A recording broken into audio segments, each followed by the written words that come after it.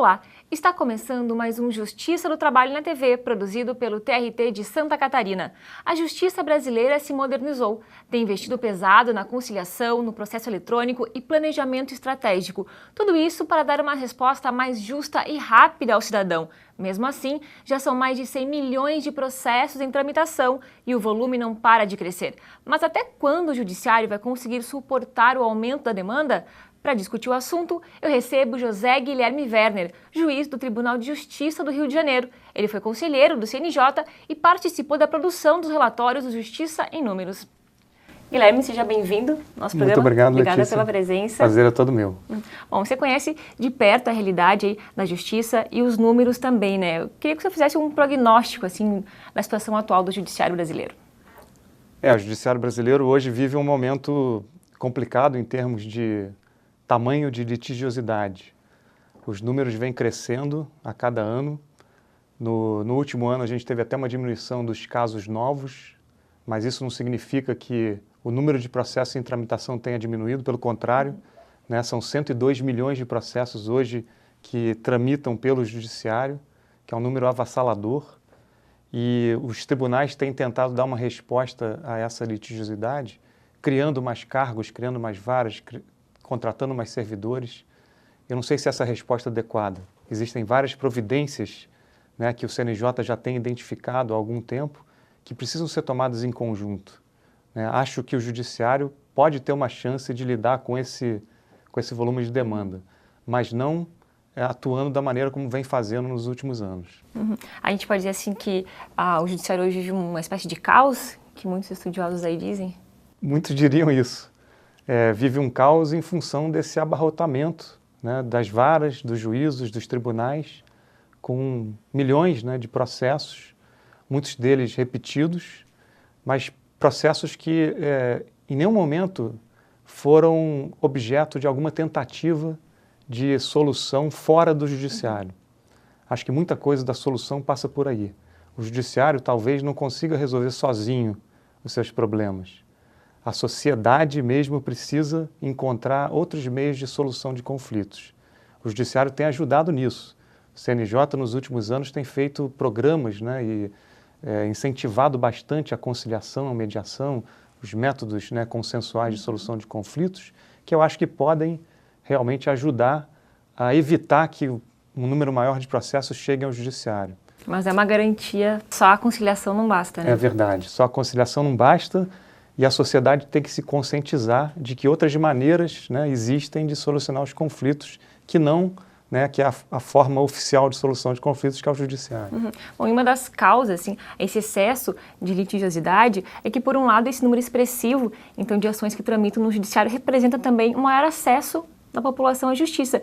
E isso é bom para os brasileiros, claro, né? E é verdade. E os estudos, inclusive alguns estudos já patrocinados pelo DPJ, que é um departamento de pesquisas do CNJ, alguns estudos já confirmaram, inclusive um do IPEA, que quanto mais a economia cresce, quanto mais a população enriquece, quanto mais o PIB, né, aumenta, maior o número de processos. As pessoas se conscientizam mais e vão buscar os seus direitos em juízo.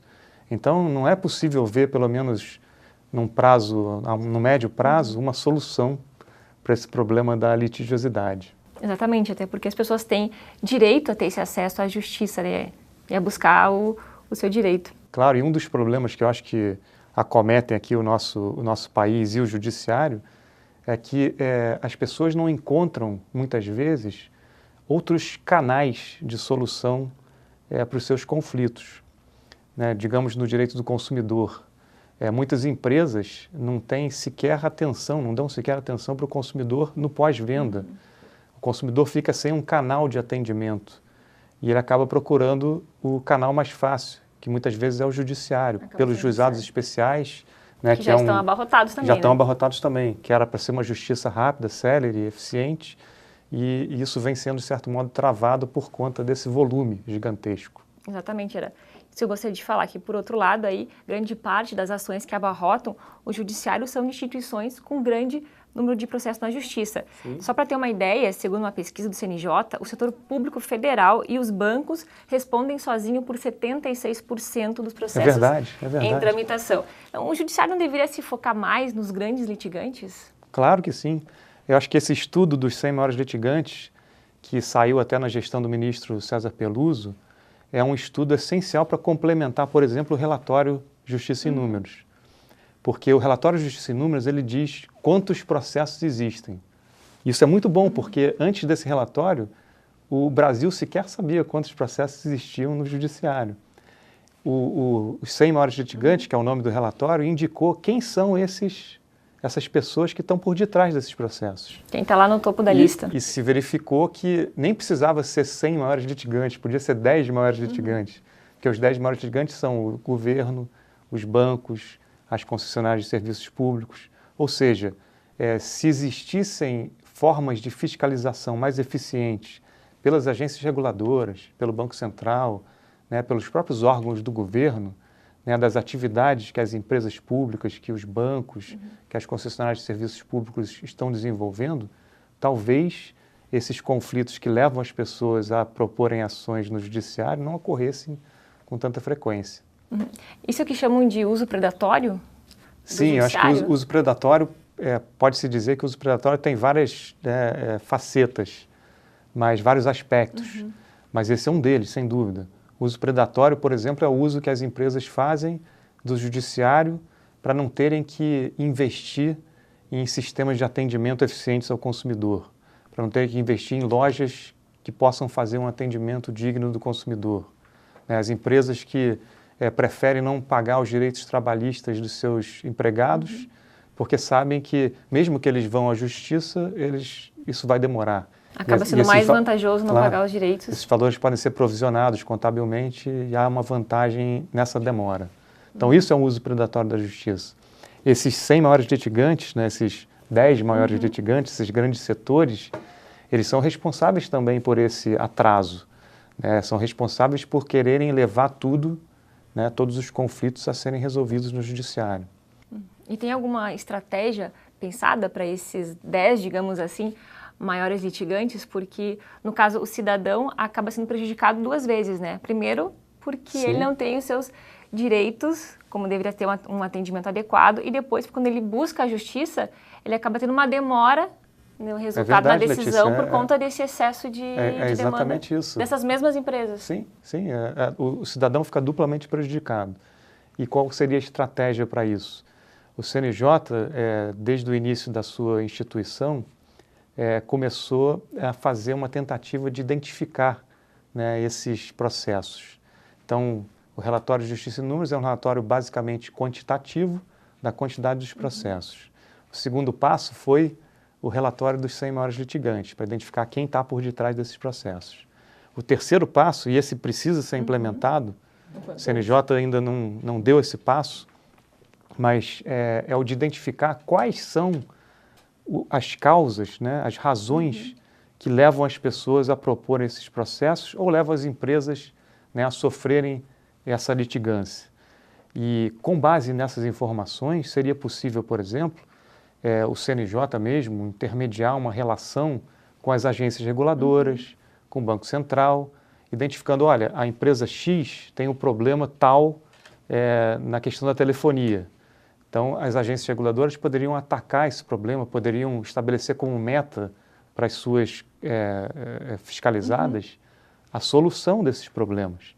Isso, diante do peso que essas empresas têm no volume de ações, isso poderia impactar significativamente no volume de processos. Com certeza, de forma mais efetiva. E seria uma solução coletiva, né? Resolveriam vários processos ou vários possíveis processos de uma vez só.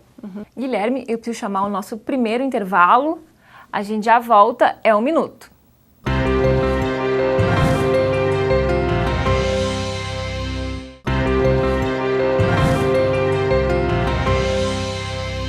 Voltamos para o segundo bloco do programa de hoje, sobre litigiosidade no Judiciário Brasileiro, com o juiz José Guilherme Werner. Queria falar agora um pouquinho sobre a questão do relatório Justiça em Números, a importante ferramenta utilizada para planejar o Poder Judiciário. Então, quais foram as principais conclusões obtidas a partir nessa pesquisa? Olha, o relatório de Justiça em Números ele é bastante abrangente. Não é tão profundo, mas ele é bastante abrangente no sentido de abarcar, por exemplo, as despesas dos tribunais, o número de magistrados, o número de servidores. Os indicadores são vários, são diversos. Claro, o número de processos, né, a produtividade dos juízes, o tempo de tramitação do processo. Ou seja, são informações básicas a partir das quais um pesquisador ou interessado pode extrair outras conclusões, mas são informações básicas que levam os tribunais a se autoconhecerem. Acho que o mais importante do relatório é isso. Ninguém consegue melhorar ou ninguém consegue fazer uma gestão sem autoconhecimento.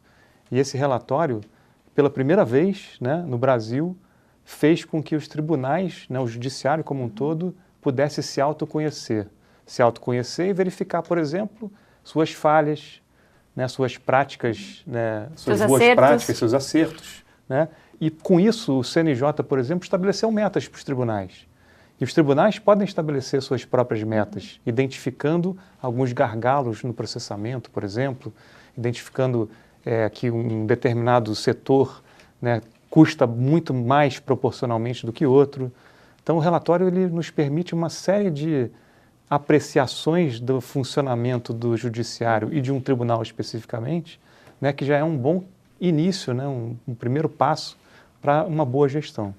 A política de atenção prioritária à primeira instância foi uma ação que veio a partir do relatório Justiça em Números. Né? Sim, se verificou, por exemplo, que a primeira instância dos tribunais, onde há, de maneira geral, o maior número de processos, o maior número de pessoas atendidas, ela ganhava proporcionalmente, né, um orçamento muito menor do que o segundo grau.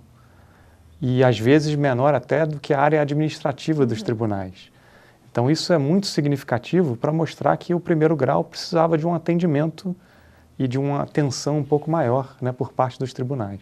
Que é onde está o maior congestionamento. Claro. A justiça também é no primeiro grau, né? A taxa de congestionamento, né, que é uma taxa que indica quantos processos não conseguiram ser resolvidos de um ano para o outro, é um indicador muito específico, né, dessa morosidade, do problema do judiciário em resolver os seus processos. Os outros países utilizam uma taxa chamada de clearance rate, a taxa de liberação. Nós precisamos usar a taxa de congestionamento, porque a nossa taxa de liberação seria muito pequena, algo em torno de 25%. Né? Só um quarto dos processos é que são resolvidos durante o ano. Então, isso também indica uma necessidade de se dar atenção ao primeiro grau, onde essa taxa de congestionamento é maior. Justamente, de acordo com o relatório, mesmo com esse aumento gradual da produtividade dos magistrados brasileiros, que apontou o relatório, o congestionamento da justiça ainda é muito grande, em torno de 70%, ou até mais. Isso, às vezes perto de 75%, né, em alguns casos. É muito grande. É muito grande. Como explicar que esses índices não diminuem, mesmo com todo esse esforço do judiciário? É verdade, isso é difícil, porque os juízes brasileiros estão dentre os mais produtivos do mundo. Né? A carga de trabalho dos juízes brasileiros é das maiores do mundo por pesquisas feitas até pelo CNJ em comparativos com índices de outros países. Nós temos um número razoável de juízes por 1.000 habitantes, por 100 mil habitantes, que é o indicador internacional. Né? Nós temos um número razoável de servidores e a nossa produtividade realmente é muito grande. Mas mesmo assim, os nossos tribunais não têm conseguido vencer essa litigiosidade e esse congestionamento dos processos. Por quê? Porque a nossa fase de execução, principalmente, é uma fase muito demorada, uma fase sujeita a muitos recursos, uma fase sujeita a muitos entraves quando o devedor não está disposto a colaborar. Então, em muitos lugares do mundo, por exemplo, existem soluções para essa fase de execução que são administrativas ou que são privadas. E aqui no Brasil, toda essa execução é deixada a cargo do judiciário. A maior taxa de congestionamento está ali. Se nós incluirmos os executivos fiscais, né, que são aqueles processos da dívida ativa dos estados, dos municípios, essa taxa de congestionamento aumenta ainda de maneira mais significativa. Então, é um problema que deve ser atacado, a execução. Bom, e só para o pessoal de casa entender exatamente como que é feito o cálculo da taxa de congestionamento? Olha, a taxa de congestionamento é assim, se verifica o número de processos que entraram em determinado ano e o número de processos que já existiam naquele ano. A fórmula básica de gestão de uma vara é tudo que entra tem que sair. Então, a taxa de congestionamento mostra aquilo que entrou e não conseguiu ser resolvido naquele ano, que vai ficar pendente para os próximos anos. Então, no caso, uma taxa de 70% quer dizer que a cada 10 processos, 7 não são... 7 não são resolvidos naquele ano. É isso. Bom, ainda então, segundo a questão do relatório, há uma defasagem também, tanto de magistrado como de servidores, em torno de 20%. Né? Só para ter uma ideia, das 22 mil vagas para juízes, pouco mais de 17 mil apenas estão preenchidas. Então, a gente pode dizer que esse déficit de pessoal também contribui, de certa forma, para esse congestionamento aí e para esse excesso de demandas. É verdade. O judiciário hoje conta com mais ou menos 22 mil vagas e alguma parte disso não está provido. Mas, de qualquer maneira, a gente tem um índice de comparação internacional, que é o índice de magistrado por 100 mil habitantes. Dentro desse índice, o Brasil está numa posição razoável, uma posição comparada, por exemplo, aos Estados Unidos, a muitos países da Europa. Então, eu não diria que o problema também está só na ausência, né, de cargos providos de magistrados ou de servidores.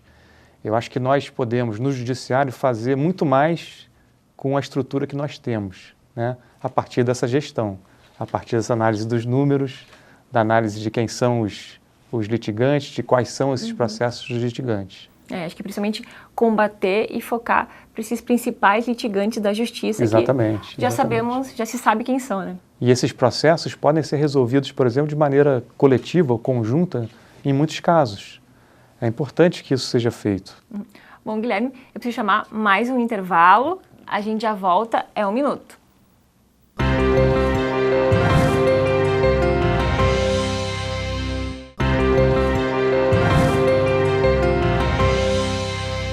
Voltamos para o último bloco do programa de hoje com o juiz José Guilherme Werner, do Tribunal de Justiça do Rio de Janeiro.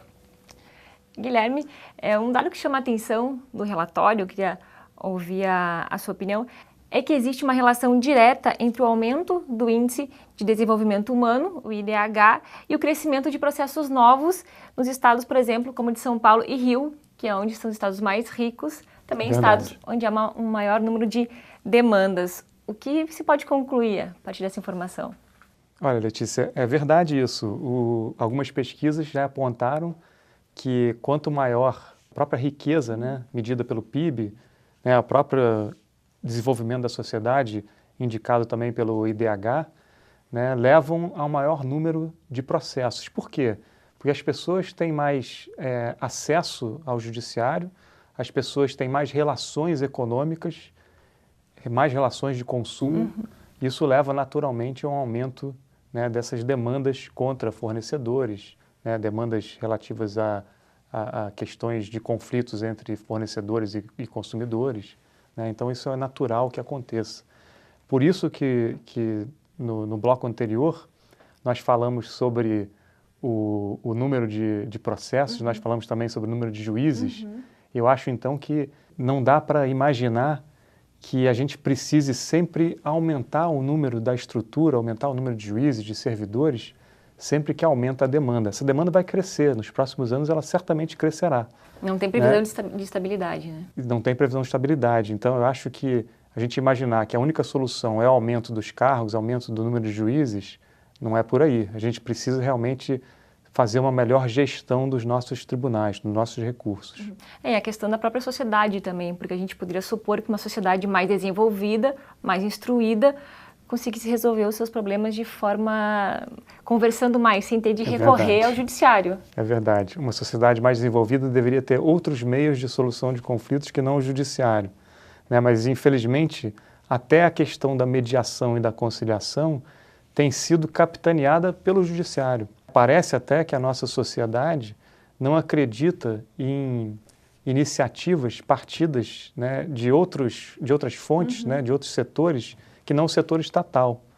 Né? A sociedade civil, né, pouco veio desenvolvendo a questão da mediação e conciliação. Foi preciso que o CNJ fizesse um grande programa, né, foi preciso que se desenvolvesse a nova legislação da mediação recentemente aprovada. Exatamente, a lei de 2015, para que as pessoas começassem a pensar, né, nessa possibilidade de solução. Mas sempre uma solução que é trazida, né, ao largo da atividade do judiciário. E eu não sei se isso é a melhor solução. Continua colocando o Estado ainda como o capitão, né, capitaneando essas alterações. Aproveitando que mencionando a questão da conciliação, a mediação e a conciliação, esses meios alternativos de solução de processo são grandes aliados, né, para o combate ao litígio, já está bem consolidado em todo o judiciário, né, em todos os tribunais, a gente pode dizer. Você acredita que, de certa forma, isso contribui para que a sociedade consiga ter uma percepção assim de mudar essa cultura do litígio e tentar conversar mais, ou ainda... Claro, claro. A própria ideia de que existe uma solução fora da sentença do juiz é essencial para que as pessoas comecem a perceber que elas mesmas podem dar conta dos seus problemas, né, em muitos casos. Tem casos que não, mas na maior parte dos casos elas podem dar conta disso. E mostra, por exemplo, o caso da Justiça do Trabalho. A Justiça do Trabalho tem índices de conciliação de mais de 40%. Né? Imagina, se desses 102 milhões de processos que nós temos, se todos eles fossem resolvidos com os índices de conciliação da Justiça do Trabalho, a gente teria 40 milhões de processos a menos do que a gente tem hoje. Então, a conciliação ainda precisa se desenvolver muito, a mediação também. Os tribunais ainda não estão dando, talvez, toda a atenção que merece, né, os programas de conciliação e mediação. A Justiça Estadual tem índices muito baixos. Mesmo nos juizados especiais, que é um processo voltado para a conciliação, os índices não são tão altos. Mas, nesse ponto, a Justiça do Trabalho está de parabéns, porque consegue altos índices de conciliação e que contribuem, né, para as pessoas entenderem que elas mesmas podem trazer uma solução até melhor do que a solução do juiz. Aproveitando, comentou sobre a questão dos altos índices, o pouco índice, melhor dizendo, de acordo na Justiça Estadual, o novo CPC tem sido visto aí por alguns entusiastas como uma espécie de política pública na solução de conflitos, investindo, de certa forma, bastante na conciliação e na cooperação. E uma das novidades que ele trouxe foi o Instituto de Resolução de Demandas Repetitivas, que promete atuar no combate à litigância serial. Isso. Você acredita que esse instrumento é importante? Sim, eu tenho muita esperança no IRDR, tenho muita esperança nesses procedimentos e nesses instrumentos que permitem que uma demanda de massa, que geralmente envolve a mesma questão, possa ser resolvida com uma sentença ou com uma decisão só que valha para todos aqueles processos idênticos. Né? Isso é muito importante, eu acho que isso vai trazer realmente boas modificações. Mas tudo isso precisa ser bem implementado.